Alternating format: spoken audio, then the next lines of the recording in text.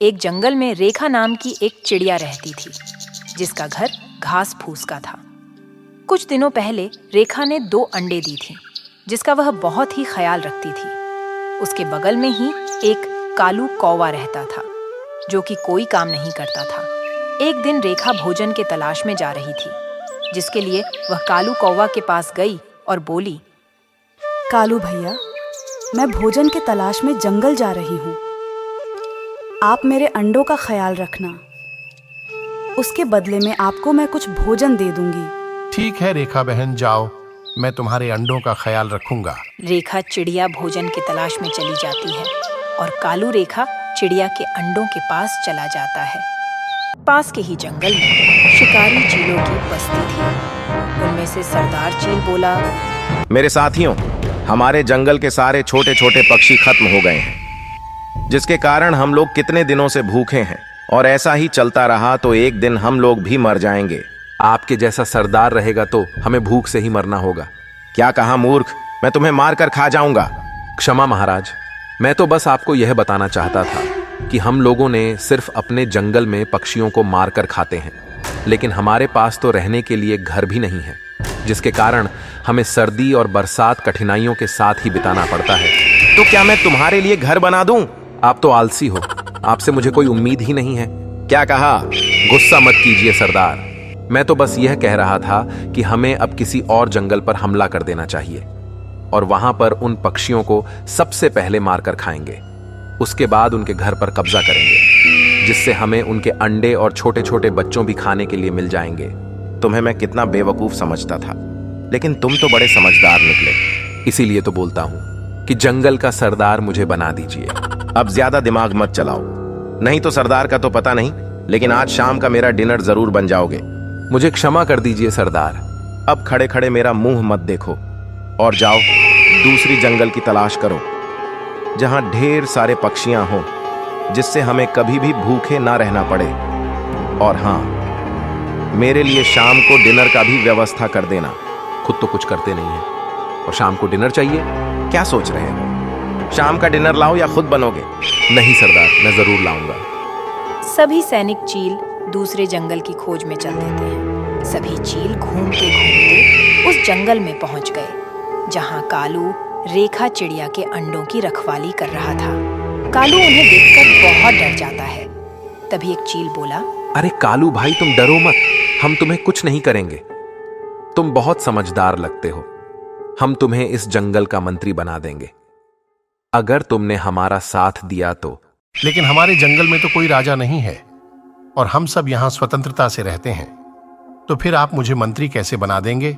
अरे कालू, आज स्वतंत्र है इस जंगल के पक्षी, लेकिन कल से यहां हमारे सरदार चील का राज कायम हो जाएगा, क्योंकि कल हम यहां हमला करके इस जंगल को अपने कब्जा में कर लेंगे। आप लोग तो शिकारी पक्षी हैं, आप तो मुझे भी मार देंगे। अरे नहीं कालू भाई, हम तुम्हें कुछ नहीं करेंगे, तुम बस हमें खाने के लिए शिकार बताते रहना। ठीक है चील भैया। अब चलो, मुझे शिकार बताओ, जिसे ले जाकर मैं अपने सरदार को दे दूं। वह बहुत भूखे हैं। अभी तो इस जंगल के सारे पक्षी दाना खोजने के लिए जंगल से बाहर गए हैं। इस समय मैं आपको आखिर कौन सा शिकार बताऊं? अगर हम सब खाली हाथ जाएंगे तो सरदार बहुत ही गुस्सा हो जाएंगे। मेरे पास एक उपाय है। सरदार को खुश करने का आप इन अंडों को ले जा सकते हैं, जिससे सरदार की अच्छी खासी दावत हो जाएगी। ठीक है कालू भाई, तुम सही कहते हो, इसीलिए तो हम तुम्हें इस जंगल का मंत्री बनाना चाहते हैं। चील उन अंडों को लेकर चले जाते हैं। कुछ देर बाद रेखा चिड़िया वापस आती है तो देखती है कि उसके अंडे घोंसले में नहीं थे और कालू भी वहां पर नहीं था। रेखा चिड़िया अपने अंडों को ना पाकर बहुत ही ज्यादा दुखी हो जाती है और रोती हुई कालू कौवा के पास आ जाती है और बोलती है, कालू भैया, मैं आप पर भरोसा करके अपने अंडों को छोड़कर गई थी, लेकिन आपने मेरे अंडों की सुरक्षा नहीं किया। अब जल्दी से बताइए, आखिर कहाँ गए मेरे अंडे? मुझे माफ कर दो रेखा बहन, कुछ चील दूसरे जंगल से आए थे, उन्होंने जबरदस्ती उन अंडों को मुझसे छीन कर ले गए। रेखा बहुत रो रही थी। तभी बगल के मीनू चिड़िया इनकी बातों को सुनकर बोली, रेखा, तुम चिंता मत करो, मेरे पास एक उपाय है। हम तुम्हारे अंडों को उन शिकारियों से छुड़ा कर ला सकते हैं। तुम मेरे साथ चलो। मीनू मौसी, अगर आपके पास उपाय है तो जल्दी चलिए। पता नहीं अब तक उन शिकारी ने क्या किया होगा मेरे अंडों के साथ। मीनू और रेखा दोनों चल देती है। चील अभी रास्ते में ही थे। तब तक मीनू और रेखा उनके पास पहुंच जाती है। तब मीनू आवाज लगाती है, रुक जाओ और उन अंडों को हमारे हवाले कर दो, नहीं तो अच्छा नहीं होगा। अरे वाह, मैंने तो सुना था कि प्यासा कुएं के पास जाता है, लेकिन यहाँ तो कुआं ही प्यासे के पास आ गया। अब तो लगता है कि हमारी अच्छी खासी दावत हो जाएगी। सुनो, तुम सब जल्दी से उन अंडों को छोड़ दो और ये जंगल छोड़कर भाग जाओ, नहीं तो अच्छा नहीं होगा। अरे बुढ़िया, ज्यादा होशियार मत बन और हमारे रास्ते से भाग जा। शायद हम तुम पर दया करके तुम्हें छोड़ दें। तुम अभी मुझे जानते नहीं हो, जल्दी से भाग जाओ, नहीं तो मैं एक एक को देख लूंगी। मेरे भाइयों, इस बुढ़िया को पकड़ लो। आज हम सब इनकी डिनर करेंगे। जैसे ही चील मीनू को पकड़ने के लिए आगे बढ़ा, तभी अरे जल्दी से भागो यहाँ से, नहीं तो मैं इस बदबू से ही मर जाऊंगा। अरे रुक भी जा बुढ़िया, कितना बदबू फैलाएगी। सभी चील वहां से अपनी जान बचाकर भाग जाते हैं। रेखा चिड़िया अपने अंडों को वापस पाकर बहुत ही खुश हो जाती है। रेखा चिड़िया मीनू से बोली, मीनू मौसी, आपका बहुत बहुत शुक्रिया। अगर आज आप हिम्मत करके नहीं आई होती तो पता नहीं आज मेरे अंडों का क्या होता। रेखा, तुम तो मेरी बेटी समान हो और हम सब इस जंगल में एक परिवार की तरह रहते हैं, इसीलिए हमें एक दूसरे की मदद करनी चाहिए। मुसीबत चाहे कितनी भी बड़ी क्यों ना हो, हमें उसका सामना करना चाहिए। वे दोनों अपने जंगल में अंडों को लेकर चल देती हैं। कुछ देर बाद वे लोग अपने जंगल में पहुंच जाती हैं। तब रेखा चिड़िया बोली, मेरे प्यारे बच्चों, मुझे माफ कर दो। अब मैं तुम्हें कभी भी अकेला छोड़कर नहीं जाऊंगी। तभी सभी चील सैनिक अपने सरदार के पास पहुंच जाते हैं। उन्हें देखकर सरदार बहुत खुश हो जाता है और बोलता है, क्या हुआ? पता लगाया तुम सबने उस नए जंगल का, जहां हमें खाने के लिए शिकार प्रतिदिन मिल सके?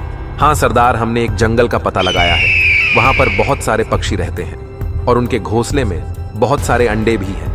हमें उस जंगल में भोजन के लिए तरसना नहीं पड़ेगा।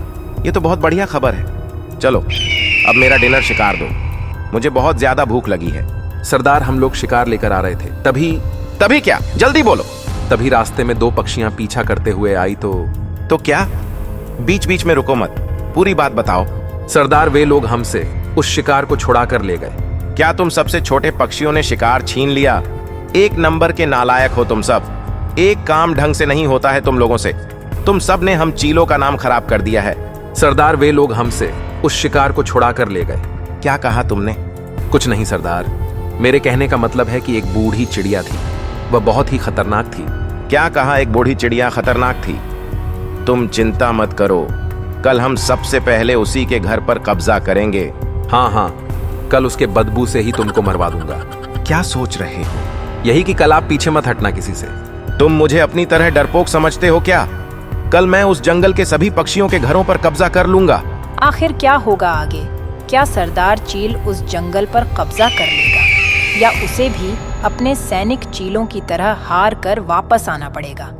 यह जानने के लिए हमारे वीडियो को लाइक करें, चैनल को सब्सक्राइब करें और कमेंट में पार्ट 2 लिखें।